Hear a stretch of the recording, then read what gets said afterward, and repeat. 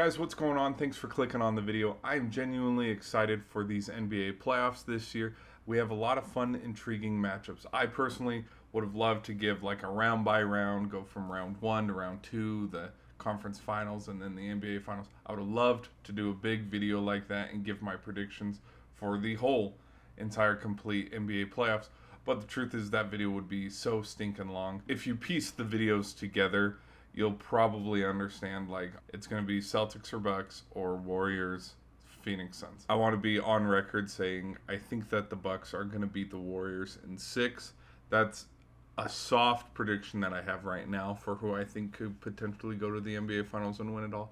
But we'll just have to see. Now for the East, with that 1 seed Milwaukee Bucks and the 8th seed Miami Heat, who just barely snuck in after having to go to the ultimate elimination game in the play-in. I really wish I could say that the Miami Heat have a shot in this series. The last time these guys played was back in 2021, where the Bucks absolutely humiliated them. Now, if this was a different squad, I would say the Bucks could potentially sweep.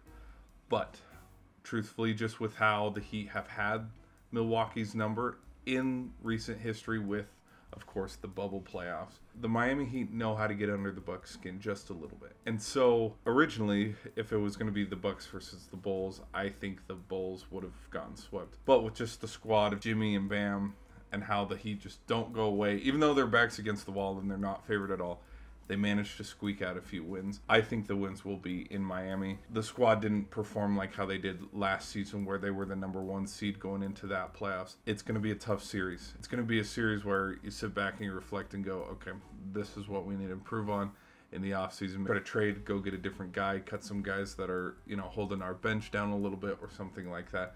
I don't personally think it's time to blow up the Miami Heat. We're totally fine with how strong the resume is of the Milwaukee Bucks and how they are the number 1 seed overall. It's going to be a tough series, and so I think Milwaukee will single-handedly take games 1 and 2 in Milwaukee, but then in game 3 and 4, this is where Miami fights a little bit to try to keep their playoff hopes alive. I think Jimmy will show up in game 3 and 4. And so then the series will be tied 2-2, and everybody will go, hey, wait a minute, hold on, we got a series here. But ultimately, the MVP frontrunner for the Bucks in Giannis, I think Giannis is going to take over in Game 5 back in Milwaukee. And then when the series is 3-2, headed back to Miami, I think this is ultimately where the Bucks, just because of how well and they've been able to perform on the road, but overall in the regular season, this is where I think the Bucks ultimately eliminate the Miami Heat. Hopefully, players can stay healthy and we have a pretty decent series instead of being like, well, maybe Miami would have had more shot if this player didn't get hurt or this player didn't get hurt, because they're going to make some pretty light work of Miami. But Miami won't go down without a fight. The 2 seed Boston against Atlanta.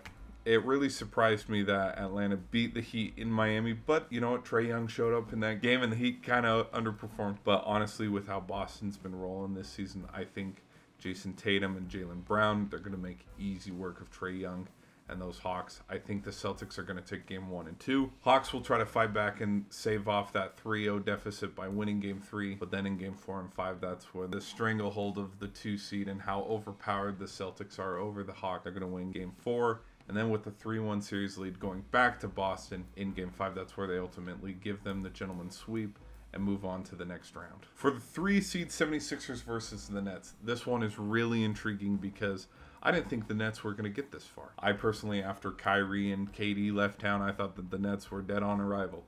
But Mikal Bridges has shown up. Cam Thomas has shown up. Dinwiddie has showed up. This Nets team is fine. And I think this matchup, along with the Knicks and the Cavs, is one of the most intriguing matchups in these playoffs. I think the fun thing I did as a prediction was I have the Nets winning game 1. I think a lot of people are going to get scared and go, oh no, here we go, another choke by the 76ers. I think with how well Embiid and Harden have played together, I think that's ultimately what's going to get them into the next round. I have the 76ers bouncing back and tying the series at 1-1. But then I think the Nets will win game 3 to take a 2-1 series lead. This is where everybody's going to start to panic and say, well, 76ers, it was nice knowing you. It's time to blow up the team, because ultimately the Nets will have the series in hand, being up 2-1 and having another game at home to make it 3-1. But I think a lot of that is going to be, settled down a little bit. I think Embiid will come and he'll perform really well in game 4 and 5. And ultimately, after being down 2-1 in the series and having everybody ride off the 76ers, I think they're going to rattle off 3 straight wins and beat the Nets 4-2 and move on to the next round. For the 4 and 5 seed Cavs-Knicks series, honestly, I don't know who you can favor in this one.